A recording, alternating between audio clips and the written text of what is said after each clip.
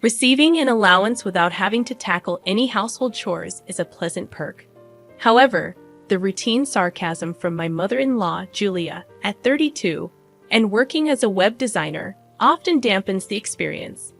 Sharing a home with my husband, Ethan, and my mother-in-law has its challenges, especially considering our differing perspectives on work and domestic responsibilities. Originally part of a corporate environment, I transitioned into freelancing after marriage, a change welcomed by both my employer and me. The familiarity with my previous company ensures a steady stream of projects, sparing me the hassles of commuting and allowing a more concentrated effort on household tasks. Despite the satisfaction on both ends, my traditional mother-in-law doesn't share the enthusiasm. She harbors a belief in the conventional role of a wife as a homemaker, a viewpoint she expresses regularly. Despite my husband's attempts to reason with her, asserting that contemporary couples support each other, my mother-in-law remains resistant. According to her, my freelance work is merely a side job that doesn't contribute significantly to the household finances. Balancing my web design work with household chores during my free time hasn't impressed my mother-in-law. Her dissatisfaction stems from the stark contrast between my non-traditional approach and her expectations of a more conventional housewife. In her eyes, I may be perceived as the outsider who, in her mind, stole her only son. Since my husband's father passed away 5 years ago, my mother-in-law has become increasingly dependent on him. While this seems to slightly bother my husband, there's a subtle satisfaction in his acknowledgement of her reliance. Our current residence, acquired by my late father-in-law 30 years ago, now solely belongs to my mother-in-law. The mortgage was settled through life insurance, and the house layout conveniently accommodates our small family, providing me with a suitable workspace. Despite the occasional tension, our home becomes a gathering place for my mother-in-law's friends, who have been part of the neighborhood for over 3 decades. When her friends come over, the dynamics in the house take on a different tone. Taking a break from my work, I play the role of a gracious hostess to my mother-in-law's friends, offering them coffee and sweets. Yet every gathering of similarly aged women inevitably transforms into a session of complaints about their daughters-in-law. In the midst of such discussions, I can't help but chuckle as they detail their grievances. My daughter-in-law, they say, frequently returns to her parents' house over trivial matters, spending half the year away from us. According to them, she is financially irresponsible, causing even our son to be at a loss about how to handle her financial habits. Debt collectors have even paid us visits, they lament. The conversations in my workspace often take a humorous turn, with my mother-in-law's friends seemingly competing over who has the most challenging daughter-in-law. Rarely do they praise their daughters-in-law. If, by chance, one of them offers a compliment, "Your family's daughter-in-law is wonderful. She manages the household while working," my mother-in-law responds with a disgruntled expression, dismissing my work as nothing more than a side job. Amidst the laughter and gossip, my mother-in-law loudly questions the worth of my job, wondering aloud how much I actually earn. The discussion shifts to the spending habits of daughters-in-law, contrasting their personal expenses with the notion that the husband's earnings are meant for the family. The room erupts in laughter at this notion, reminiscing about the unthinkable nature of such discussions in their younger days. Unable to endure the repetitive tales of the past, I drown out the noise with headphones, focusing on my work. The modern-day daughter-in-law, myself included, often becomes the target of belittlement, making it unbearable to listen. One day, during a family dinner, my husband suggested buying a new car. My mother-in-law, quick to react, questioned why he needed his wife's consent for such decisions. Despite my husband's attempt to explain that it's a family decision, my mother-in-law insisted that he, the one with a driver's license, should choose any car he likes. Caught in the middle, my husband sought my help, and I diplomatically deferred the decision to him. The incident highlighted the ongoing dynamic where my husband always consults both me and my mother-in-law before making significant decisions, a practice my mother-in-law staunchly defended. While not inherently self-centered, my father-in-law had a penchant for making independent decisions, a trait my mother-in-law often lamented. My husband, raised by such parents, developed a belief in avoiding selfishness. On the contrary, my mother-in-law, influenced by the patriarchal behavior of my father-in-law, adhered to the notion that it was the norm. My mother-in-law's irritation towards my husband when he seeks my opinion circles back to me, with accusations that I am always too strict. I found myself at a loss for words in response to her criticism, as it's true that I tend to voice my concerns rather than making decisions independently. To my surprise, my husband, aligning with his mother, blamed me for his inclination to check with me before acting. Months into our marriage, I realized that my husband never defended me in front of his mother, even when it was just the two of us. His apologies and claims of prioritizing me seemed less convincing over time. The recent incident of choosing a new car cast a shadow on our relationship. Initially considerate, my husband ultimately failed to support me in front of his mother. Concerns about our future together began to surface, and I pondered alternatives to the current dynamics. I wished my husband would not mistake indecisiveness for kindness, and I longed for my mother-in-law to express her thoughts more directly. A month later, my husband's new car arrived, and the enthusiasm was palpable. The joyous invitation for a drive and the admiration from my mother-in-law turned sour when the cost was revealed: $660,000. Shocked by the extravagant choice, I confronted my husband about the financial implications, only to receive nonchalant responses and an offer to use a loan. My mother-in-law, quick to defend my husband, criticized my complaints about the expenditure, stating that I had given him the freedom to decide. Frustrated, I questioned the feasibility of affording such a luxury, only to be met with my mother-in-law's sharp retort: "It's not like you're paying, so you have no right to complain." Feeling unheard and dismissed, I argued that I contribute to the family income through my work. However, my mother-in-law, with an unusual harshness, questioned the legitimacy of my earnings, asserting that my little side job couldn't possibly match my husband's substantial income of over $100,000 a year. She regarded me with contempt, and just as I was about to assert that my earnings supported us, I noticed my husband had disappeared. Tolerating this treatment for too long, I reached my limit. My mother-in-law's declaration, "A daughter-in-law like you should just get out," echoed in my ears. It wasn't only her putting up with things, and discussing my salary seemed trivial now. Angry at her words and disappointed by my husband's indifference, I felt he was to blame for our dispute, given his usual indecisiveness.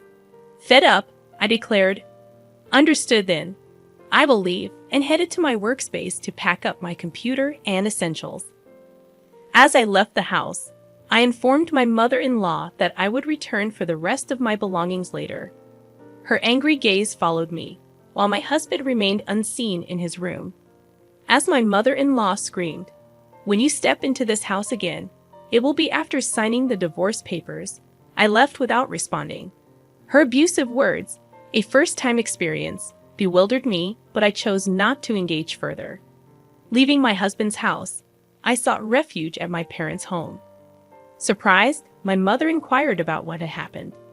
Unable to specify, I lamented my lack of judgment and how my husband, who once cherished me deeply, had changed. Sharing the interactions with my husband's family with my parents brought some relief. With no children in the picture, my mother advised me to consider divorce sooner rather than later, given my financial independence. Over the weekend, with my father's help, I moved my belongings out of my husband's family home. My husband and mother-in-law remained elusive. Standing in front of my husband's room, I quietly spoke, "You took care of me for a long time. Can you sign the divorce papers?" Slipping the documents under the door, I heard his indifferent voice, "I've signed it. We're done here." As the divorce papers were returned to me, ending my marriage without a word to my mother-in-law left me with a lingering sense of sadness. After 2 years in a house filled with few happy memories, I decided to quietly leave and head to the city office to submit the divorce papers. If a piece of paper could resolve everything, then all the better. The plan was to stay at my parents' house for the time being and continue my work there as I prepared to embark on a new life alone. As I geared up for this solo journey, my mother suggested I stay with them for a while, stating it would be less worrying than living alone. My father, too, voiced his concerns, warning that Ethan and his mother could unpredictably show up at my place. Although I initially considered such scenarios unlikely, life at my parents' home proved comforting. Thankfully, my job flexibility allowed me to work from anywhere, so I decided to extend my stay at my parents' house for a while. 2 months passed, and just as my ex-husband and mother-in-law were fading into distant memories, an unknown number flashed on my phone. Initially hesitant, I thought it might be a mistake, but after repeated calls, I answered only to find my ex-husband's frantic voice on the other end. "Why didn't you answer the phone?" he asked, sounding confused. Ready to end the call, I responded that since there was no need for us to interact anymore, I would hang up. His next question caught me off guard. "Wait a minute, why isn't my smartphone working?" Without much interest, I suggested he contact the mobile phone company. However, a sudden realization struck me, and I inquired if he had been depositing money into the bank account. I used to deposit my salary, along with his, into our joint account, but it was always short due to the performance-based nature of his health product sales job. Normally, I would deposit money at the end of the month, but for the past 3 months, only his salary had been deposited. As the pieces fell into place, I left in the middle of the month, and the new car's loan payments might have kicked in. My ex-husband remained silent. "I've been managing the household with my income up to now. From now on, please manage your own living expenses," I calmly asserted over the phone. Inwardly, I felt the urge to say, "You reap what you sow," but I chose to refrain and quietly ended the call. It occurred to me that my ex-husband had never disclosed his true income to his mother. It seemed she was unaware that our post-marriage livelihood was predominantly based on my salary. Perhaps my ex-husband was too ashamed to admit that his wife earned more than he did. Despite the general knowledge that basic utilities like electricity and water aren't easily cut off, it became evident that mobile phone service could be the first to go. One holiday morning, the house intercom insisted, signaling trouble.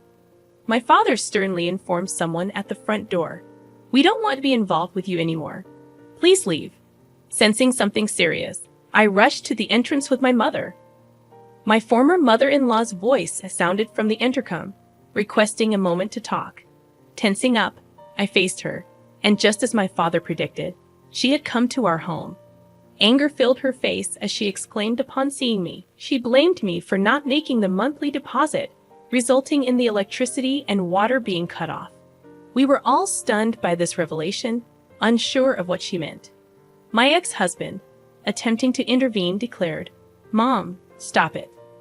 Julia is no longer involved with us." However, his mother brushed off his hand, continuing her rage. "Ethan earns $5,000. How can this happen?" I corrected her quietly, revealing that the $5,000 was actually my income. Shocked by my declaration, she turned to my ex-husband. He admitted, almost inaudibly, that his take-home pay was about $500. My former mother-in-law stared at me in astonishment, and I clarified that my income was not just from an allowance but a regular job. She then asked about Ethan's take-home pay, and he responded, "About $500. After a moment of silence, she made an unbelievable proposition. "Julia, how about coming back? It was a joke to ask you to leave." Firmly refusing, I stated that we were already divorced, and it was no longer my concern. Despite my refusal, she persisted, suggesting that everything could be resolved if I got back with Ethan. My father, in a forceful tone, demanded they leave and warned of involving the police if they didn't. They left hurriedly, stumbling away as my father warned them not to step foot in our home again. Reflecting on their unreasonable behavior, my mother was furious, but my father seemed even more indignant. I was relieved that we had cut ties with such people. As time passed, through a friend of my ex-husband's, I learned about his subsequent situation. He had to give up his parents' house, including the land, and moved into a small apartment with his mother. The rarely used new car was sold, settling the remaining loan with the money from the house and land sale. Despite the loan being paid off, my ex-husband squandered money on gambling, and his whereabouts became unknown. My former mother-in-law was diagnosed with dementia and now resides in a nursing home. Meanwhile, I am doing well in my job and currently live alone. Recently, I started dating a man I met through work. He understands that I was previously married, and he is committed to his job, not relying on his spouse's income or indulging in extravagant purchases like my ex-husband did. While we haven't discussed marriage explicitly, I feel that we have a serious future together.